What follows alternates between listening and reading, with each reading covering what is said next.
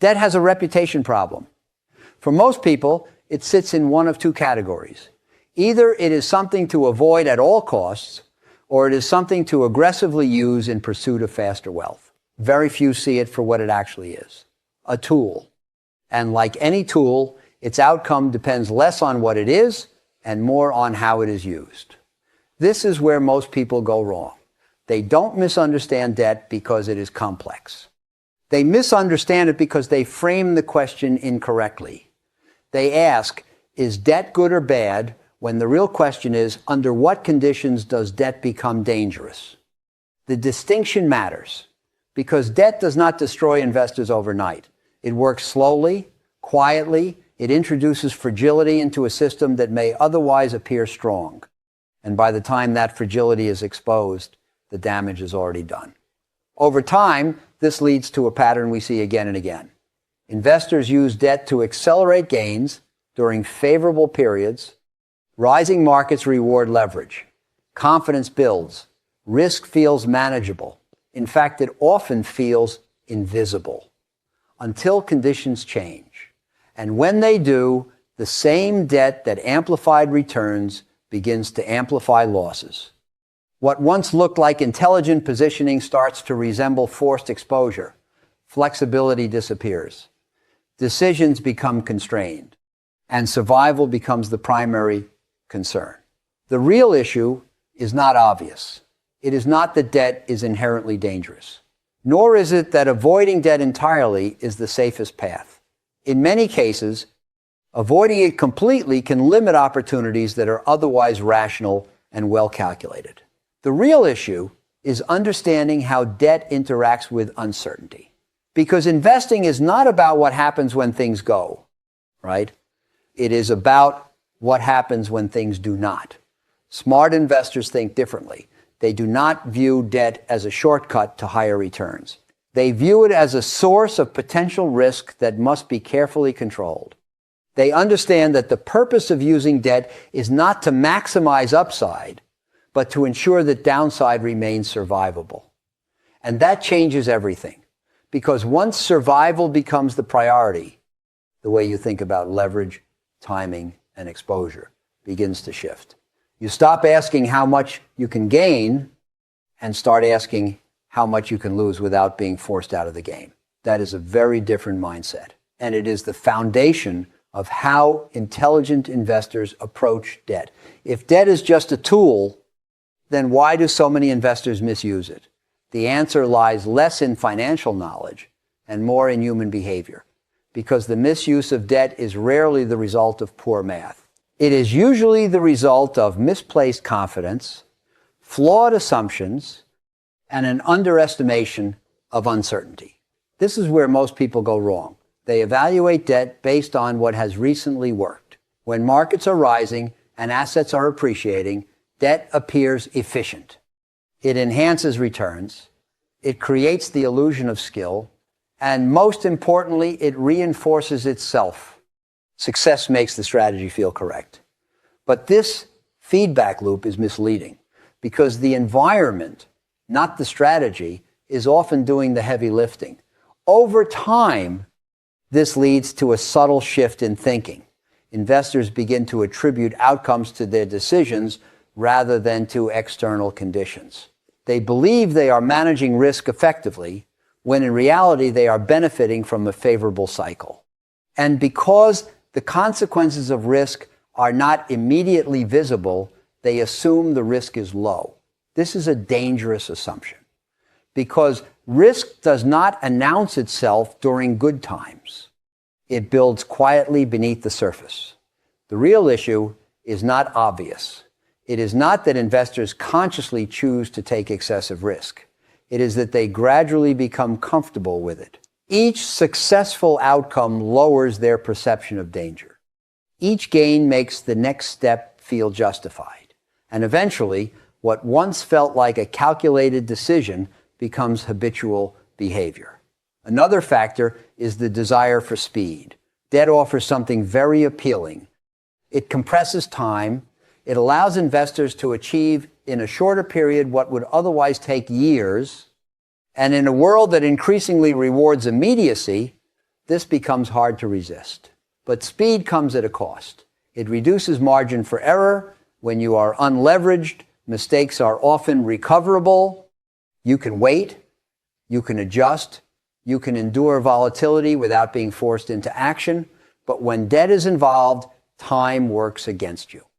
Obligations remain fixed regardless of market conditions. This creates pressure. And under pressure, decision-making deteriorates. Smart investors recognize this dynamic. They understand that the presence of debt changes not just the numbers, but the behavior. It introduces constraints. It narrows options. And it increases the likelihood of making decisions driven by necessity rather than judgment. There is also the issue of asymmetry. The upside of using debt is often visible and measurable. Higher returns, faster growth, improved performance in rising markets. But the downside is different. It is not just larger losses. It is the potential for permanent impairment. The kind of loss that removes you from the game entirely. This is a critical distinction, because investing is not about maximizing returns in a single period. It is about staying in the game long enough to benefit from compounding over many periods. And debt, when misused, threatens that continuity. Over time, this leads to a pattern of failure that is surprisingly consistent. Investors take on debt during periods of optimism. They justify it with recent success. They increase exposure as confidence grows. And when conditions reverse, they are forced to unwind positions at the worst possible time. Not because they lack intelligence, but because they underestimated the behavioral impact of leverage. Smart investors think differently. They do not assume they will behave rationally under pressure. They plan for the possibility that they will not. And they structure their use of debt in a way that reduces the likelihood of being forced into poor decisions. Because in the end, the biggest risk is not the market. It is how you react to it when you have no room left to maneuver. When people think about the risks of debt, they tend to focus on one thing: loss.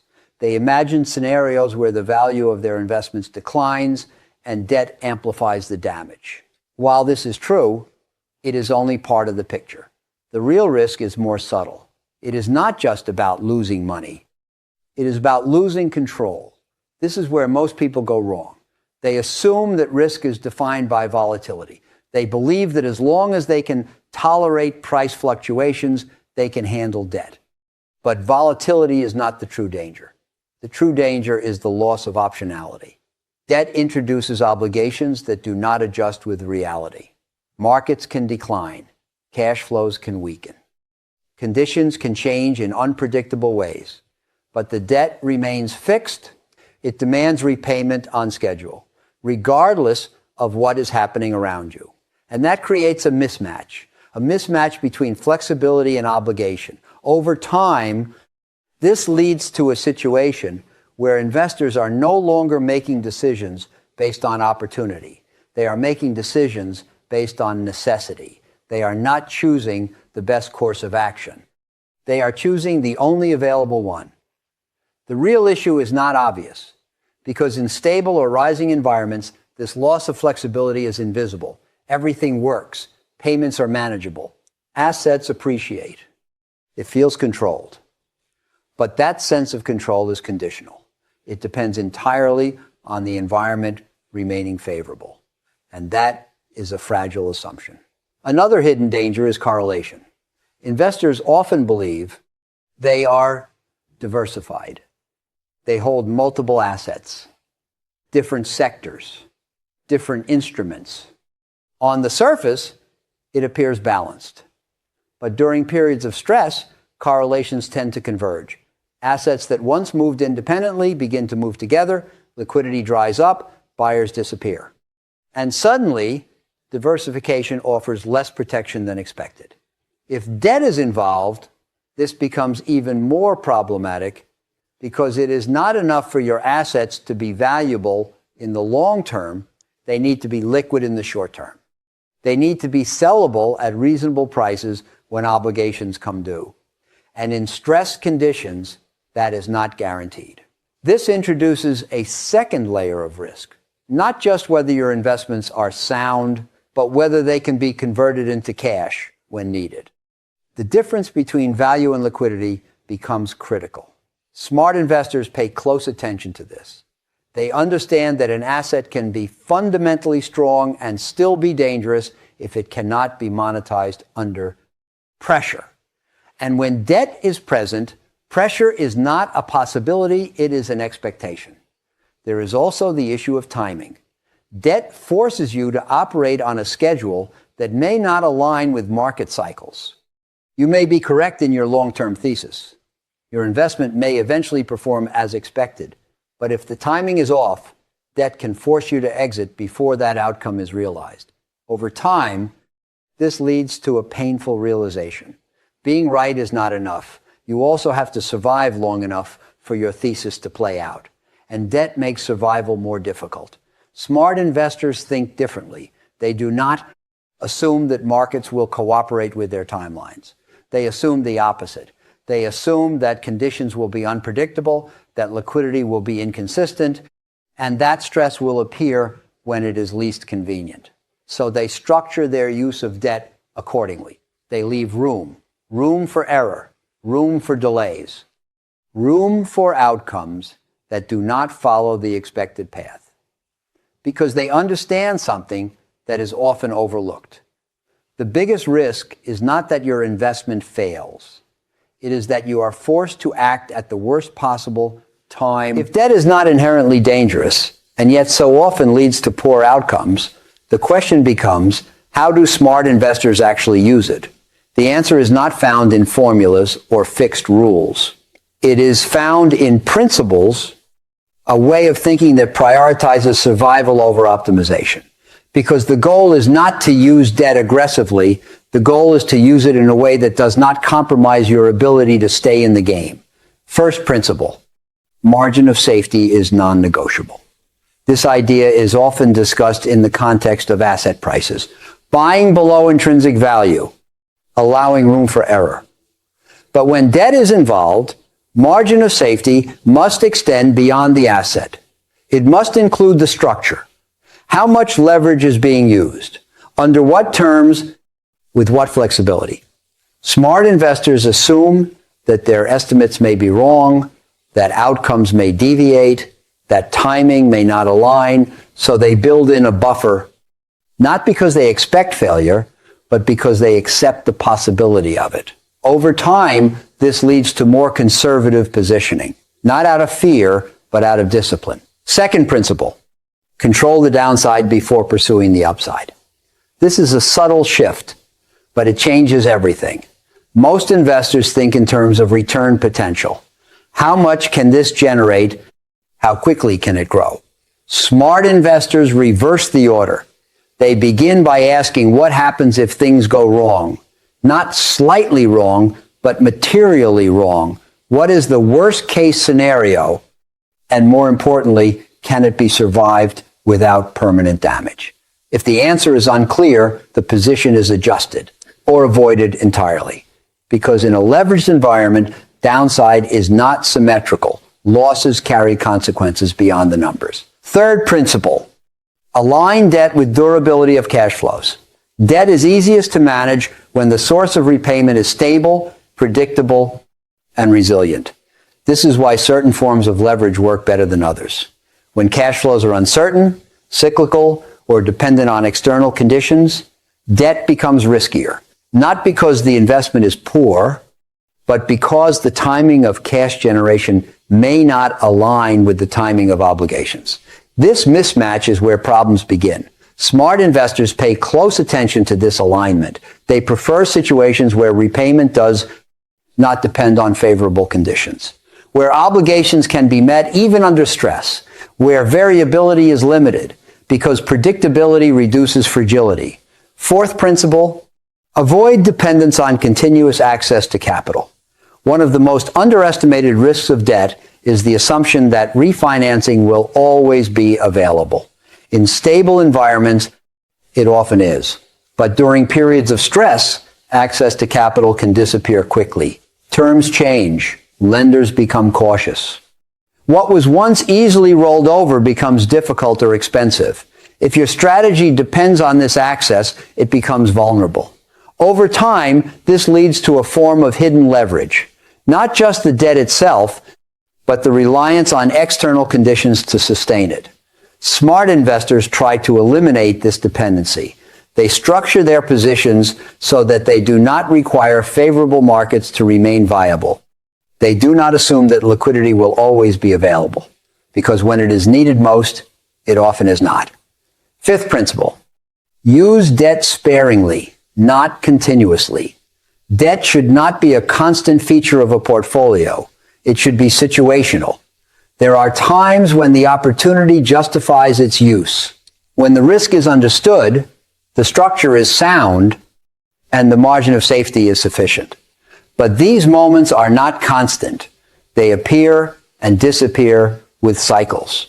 This is where discipline becomes important, because the temptation is to normalize leverage, to make it part of the baseline strategy, to assume that what worked before will continue to work.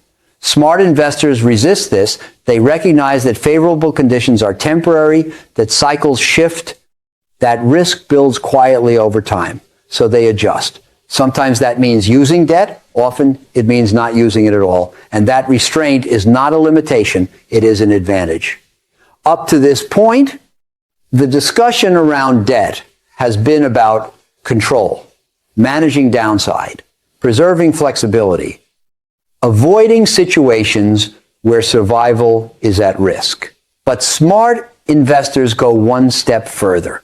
They think not just about what is likely to happen, but about what could happen that others are not considering. This is second level thinking.